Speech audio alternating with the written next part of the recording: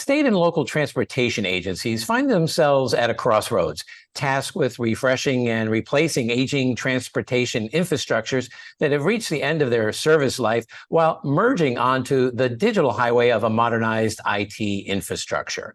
I'm Wyatt Cash with Scoop News Group, and here to talk about how agencies can modernize their infrastructure, integrate connected and automated technology, and meet goals for citizen safety and services are Tony Hernandez, Principal for KPMG, and Kevin Tunks, Technology Advisor and Application Architect for Red Hat. Gentlemen, thank you so much for joining us. And Tony, I'd like to start with you. Transportation agencies have evolving strategic priorities, right?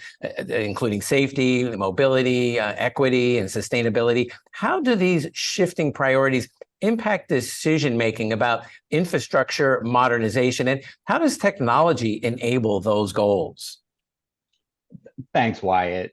Yeah, when you think about it, most of our transportation infrastructure as we know it was built half a century ago. And so much of it is due to be refreshed anyway. It's reaching the end of its service life. And like just about everything else in our lives, all of the technology associated with a lot of our infrastructure has been evolving over the last 50 years. So, a good case in point, earlier this summer, we had, a major incident on a north-south artery, Interstate 95 on the East Coast of the US, that had 4 lanes of essentially a bridge collapse.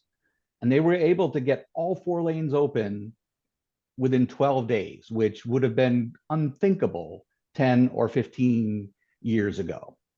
And so when we think about how much the technology has evolved just around the infrastructure, we also have to be thinking about how much the technology has evolved around all of the, I'll say, devices that are dependent upon that infrastructure.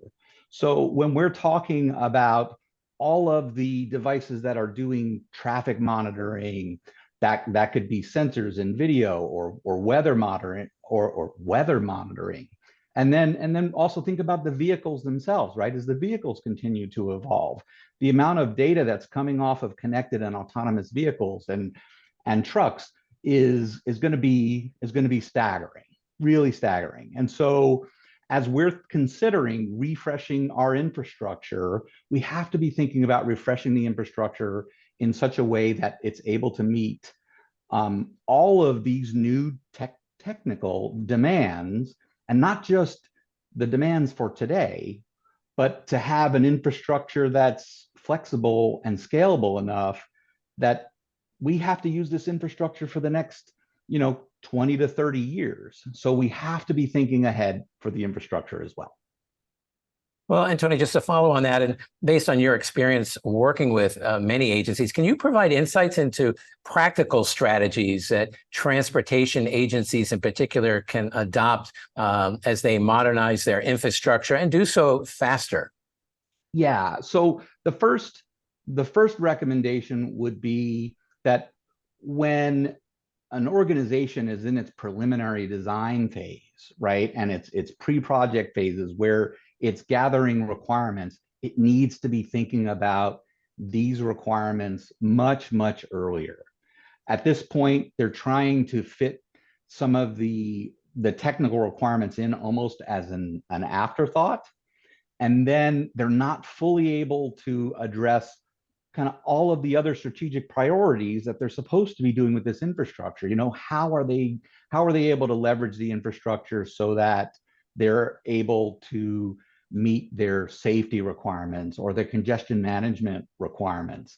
And then taking it a step further, so thinking about what's happening 10 years from now, you'll see that there's a huge push for example, for one area around funding, right? This infrastructure is very, very expensive, right? How are they going to be able to pay for it? And so, with a modern infrastructure, there are actually opportunities, for example, to monetize some of that infrastructure.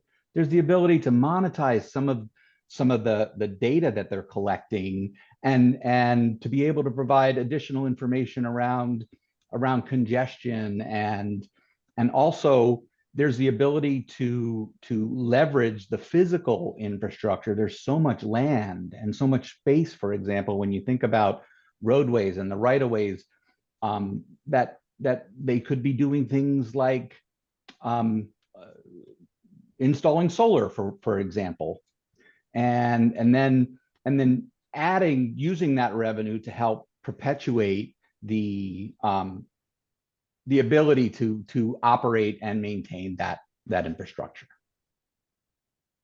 Well, Kevin, love to bring you in here. Could you provide any additional examples of a successful modernization project, highlighting the journey and the challenges and really the technological strategies applied in modernizing their systems to, again, as we were talking about, support enhanced customer awareness, safety, and also analytics?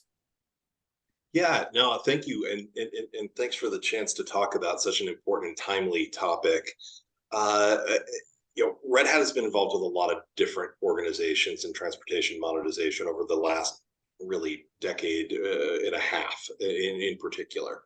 That information is because just what we were talking about, it is spreading across these different areas in distributed forms in ways that it hadn't before. So one example of that is a large metropolitan railway group in the Northeast that we've been working with. They really had their initial problem space that they needed to solve was tracking enterprise assets, the tools, the machinery, the specialized capability that they could use to maintain and repair roadways, bridges, tunnels across the entire spectrum. Because of the expense associated with that specialized equipment, they needed to know that they could track where it was, physically put it into the right spaces at the right time so that they could minimize any downtime. So that was really kind of the start point where technology played a really critical role. Especially mobile technologies played a really critical role in tracking and maintaining all of those disparate pieces. From there, it really moved down into a more traditional IT space. There were sensors on railways, sensors on buses, sensors on bridges and other infrastructure. All of that information on really a messaging backbone needed to be collected and then moved through the system so that they could begin doing more analytics activities associated with that, positive train control types activities, things that really tangibly improved safety and awareness across the entire spectrum of both field devices and headquarters assets that could be that they could take advantage of. What we ended up doing was really spending time building out the components and infrastructures using open standards to bring that messaging in from the field, from the sensors on the tracks and trains and buses, pulling that in through corporate IT on-prem type activities that they had built up and leveraging what they had already invested in, but then extending that into a hybrid cloud model where they were able to move that to the cloud to start doing data analytics and data sharing and data hosting and capabilities that they had not been able to do before. And that really unlocked a lot of new insights very quickly for them, that they could improve rider experience, improve employee experience, and ultimately have a better overall experience of executing their fundamental missions because the technology just increased the speed with which all that information was available. Well, you raise a really important point, and that is the role that sensors feeding data has become so essential to modernizing today's transportation system. So that's a lot of data. And it raises the question, security and compliance are essential aspects of modernizing those systems and the transportation infrastructure at large. So given the increasing importance of cybersecurity, and how do public-private partnerships contribute to enhancing security measures while also maintaining transparency and accountability? Yeah, it's a really fundamental piece, right?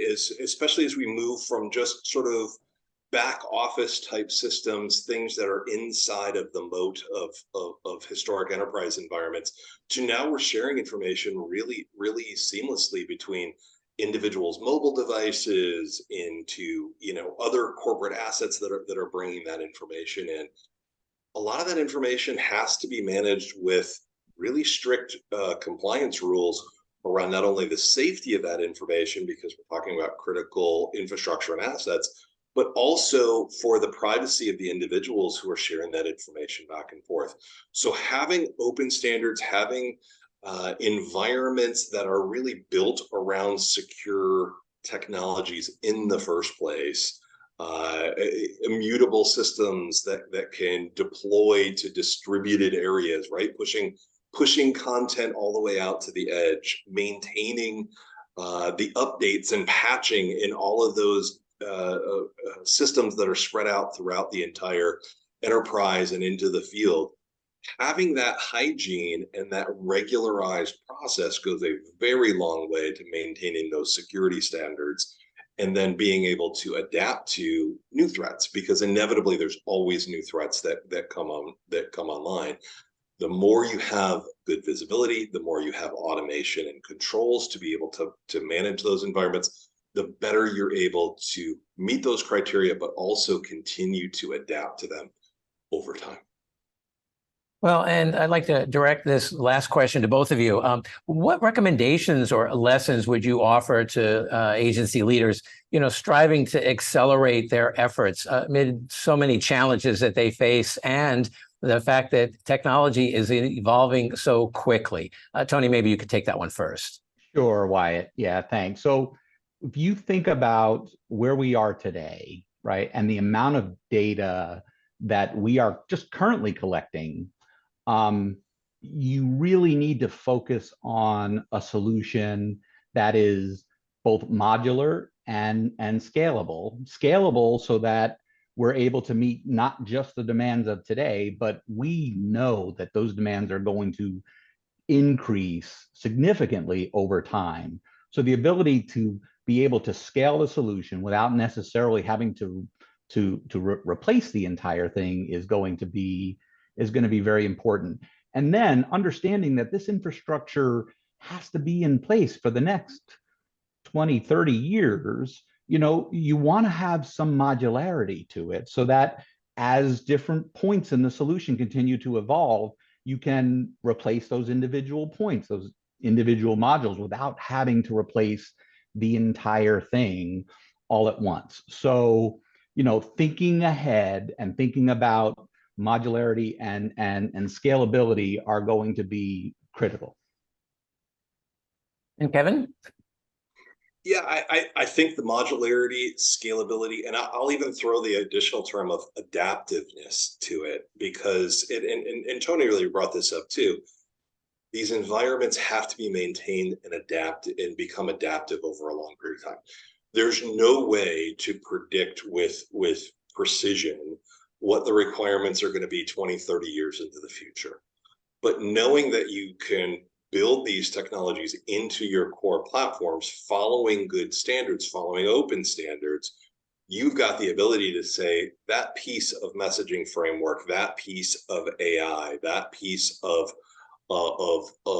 security technology, all of those can adapt with you as new things come to bear. You don't have to rip and replace all of the technology out of a solution in order to help it to adapt to connected autonomous vehicles, to roadway sensors, for your enterprise asset organization that are doing the maintenance and repair. You can incrementally add those with that technology backbone that really sticks to open principles, API-based distributed technology platforms. And luckily, there's partners that can help you with that. There's folks like Tony, like myself, like others in our organizations that really know how to help you build that in, so that you're not locking yourself in too early in the process. Well, Tony Hernandez and Kevin Tunks, thank you so much for joining us and sharing your insights about ways to incorporate modern technology into modern public infrastructure, all for the benefit of public safety and better public service. So thank you so much for sharing all that you have today. You're welcome, Wyatt. Thank you. Yeah, thank you so much.